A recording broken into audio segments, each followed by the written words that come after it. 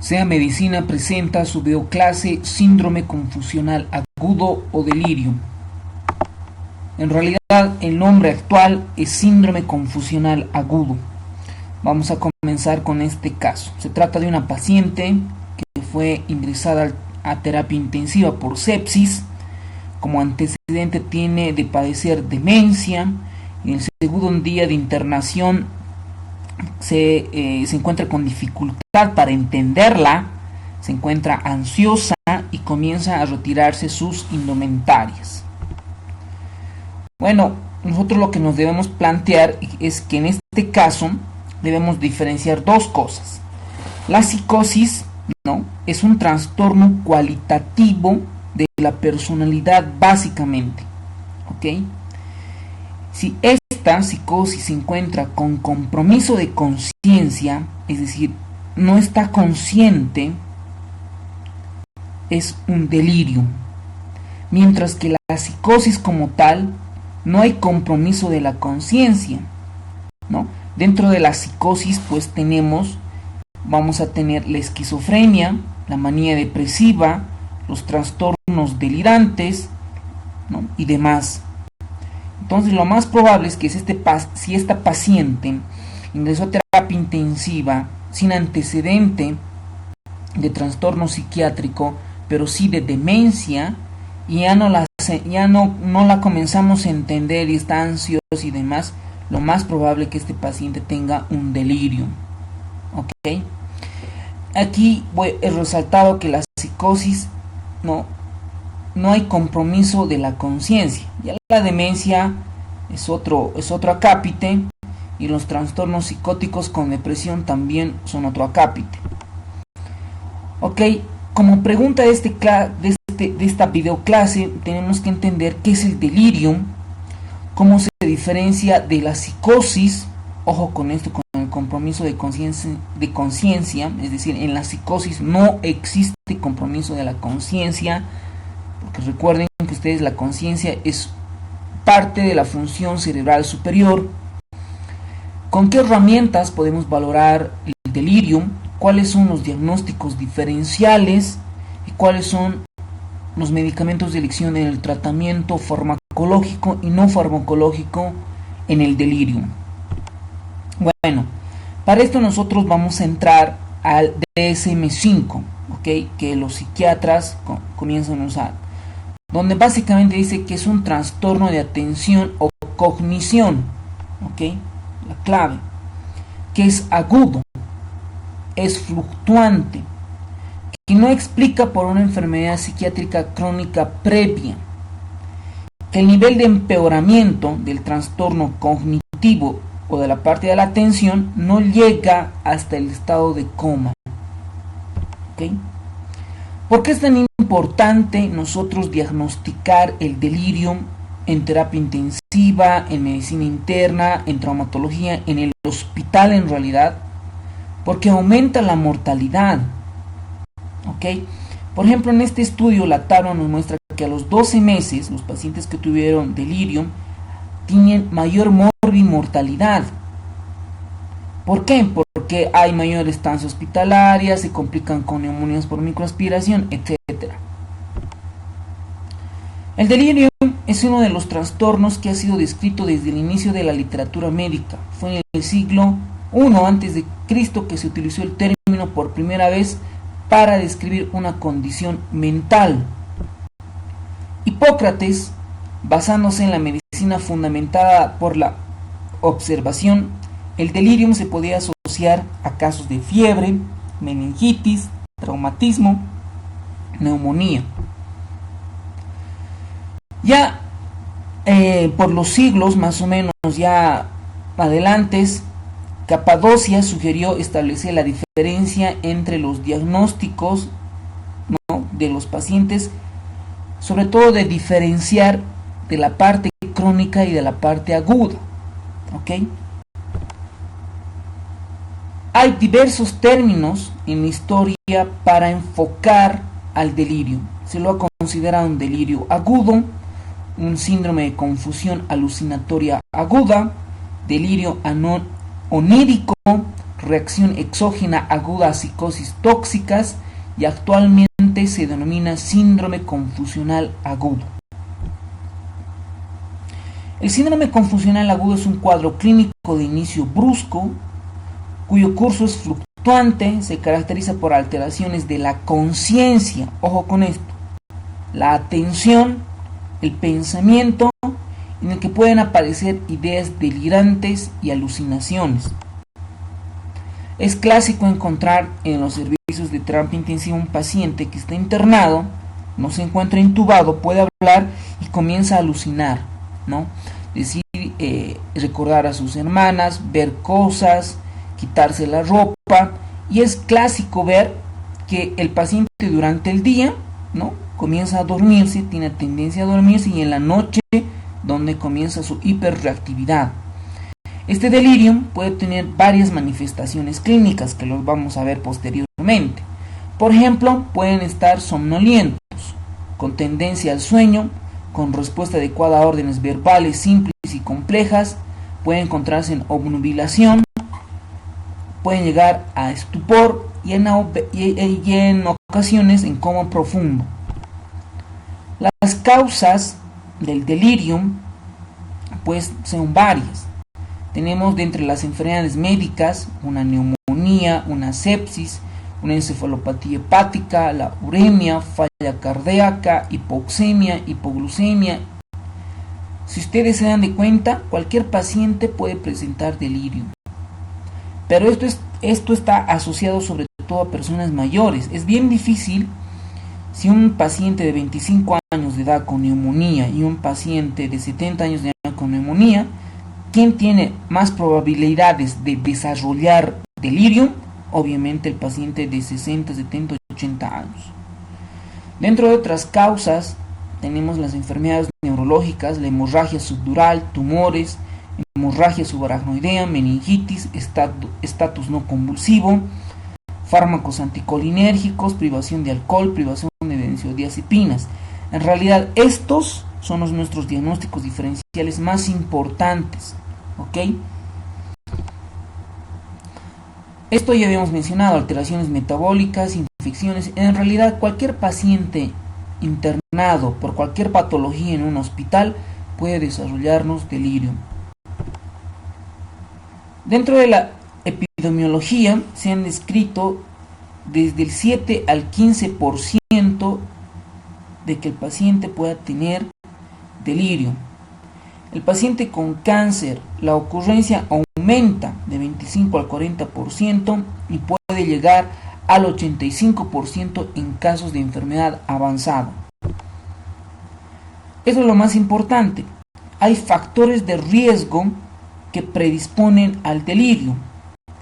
Dentro de los más es que el paciente de antecedente haya tenido demencia, tenga algún trastorno neurológico, un trastorno depresivo, ¿ok? Dentro de estas tenemos la edad. De hecho, la edad es un factor de riesgo muy importante con un OR muy alto. La pluripatología, es decir, neumópata, cardiópata, renal, etcétera, que tenga un deterioro cognitivo previo, demencia, un déficit en la audición, visión, una reserva cerebral disminuida, antecedente de delirium, antecedente de toxicomanía, alcohólico, fumador, que tome varios medicamentos, alguna intervención quirúrgica, alteraciones hidroelectrolíticas, una hiponatremia, hipernatremia, una hipoglucemia. La hipoglucemia es lo que más nos predispone al delirio. Cambio en el hábitat del paciente. Obviamente, si el paciente se encuentra en terapia intensiva porque no sabe qué hora es, si es de día o de noche o qué día, es un factor de riesgo muy importante para desarrollar un síndrome confusional agudo. El entorno estresante, inmovilización prolongada, sobre todo en pacientes traumatológicos. Dentro de la fisiopatología del síndrome confusional, básicamente hay alteración en los neurotransmisores, pero además se han descrito disminución de flujo sanguíneo, pérdida neuronal y en la reducción de neurotransmisores como la noradrenalina, el ácido gamma aminobutírico, la acetilcolina y dopamina. Es más, los el tratamiento para el delirio, vamos a tratar de antagonizar ciertos neurotransmisores. La hipótesis de la desregulación de la vía colinérgica se basa en el hecho de que el delirio se presenta en respuesta a hipofunciones colinérgicas, es decir, que la parte colinérgica, el sistema de la acetilcolina, se encuentra muy alterado, pero además se han encontrado alteraciones en la serotonina y otros neurotransmisores. Ahora, ¿cómo se va a manifestar clínicamente? Estos pacientes, ¿no?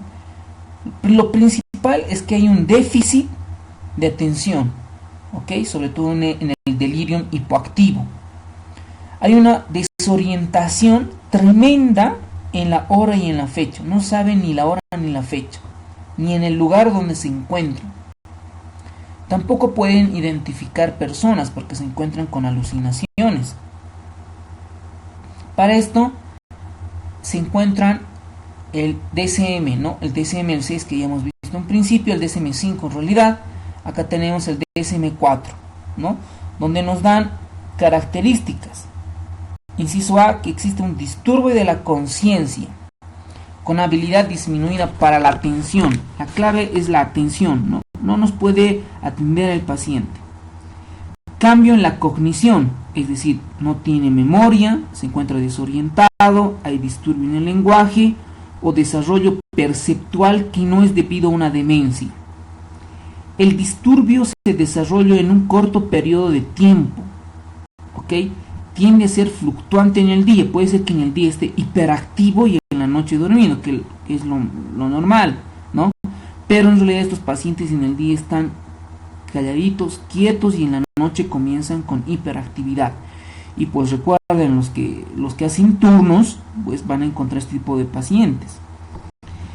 Existe evidencia por la historia de que exámenes laboratorios, exámenes físicos, el trastorno es causado por las consecuencias fisiológicas de una condición médica general o una intoxicación por alguna sustancia, o un síndrome de abstinencia o demás, uno de los anteriores. Es decir, el delirio tiene varios acápites que nosotros debemos tomar en cuenta. Ahora, dentro de la exploración física, donde vamos a hacer hincapié en la parte neurológica, nosotros debemos de descartar signos de focalidad, es decir, que esté con monoparesia, hemiparesia o plegias, que no tenga fiebre, cefalea, descartar un proceso meningio o datos de hipertensión endocraniana, vómitos, ¿no? Vómitos, una papiledema, cefalea o mioclonías. Entonces yo probablemente, para tratar de buscar una etiología orgánica que me esté predisponiendo a un delirio. Como habíamos mencionado, nosotros vamos a hacer hincapié en la conciencia, en la atención, sobre todo en la orientación, memoria y percepción. Esto es la clave para poder identificar un delirio. Obviamente tenemos los exámenes complementarios, laboratoriales, orina, radiografía, etc. Y para nosotros estratificar o sospechar un delirium, sobre todo en medicina intensiva, tenemos el CAMI-Q y otras herramientas para poder identificar el delirium como tal. Por ejemplo, el CAMI-Q tiene 4 pilares fundamentales, ¿no? Donde hay una alteración aguda y fluctuante de la atención, la inatención, el pensamiento desorganizado, alteración en nivel de conciencia. Cada uno de estos además tiene varios subtítulos que vamos a ir identificando en el paciente crítico. ¿Ok? Entonces, para diagnosticar el delirium por CAMI-Q necesitamos de 1 a 2, ¿no? Por lo menos para poder sospechar un delirio. Ahora esa es pregunta de examen. ¿Cuántos tipos de delirium existen? 3. El hiperactivo, hipoactivo y el mixto. El hiperactivo, como su nombre lo indica, el paciente se encuentra en agitación, ¿no? Inquietud, alucinaciones. Es clásico paciente que se quiere retirar la vía, que quiere irse del hospital, que no le gusta y demás. Un delirium hiperactivo. O si el paciente se encuentra en letargia, se encuentra sedado, no nos responde o responde lentamente, etcétera. Es un delirium hipoactivo. Y el mixto contiene ambos componentes.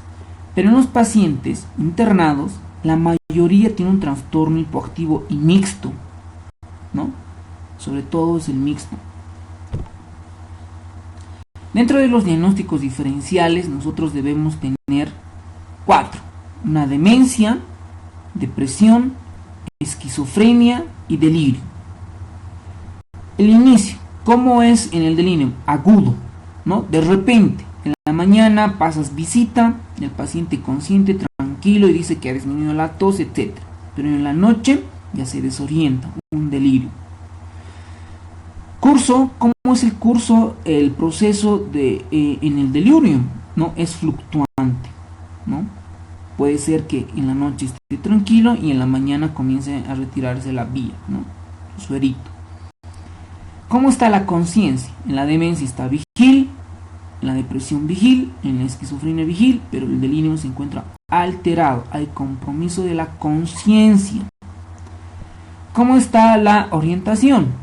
En la demencia está alterada, ¿no? Por el proceso demencial, a lo mismo que en el delirio.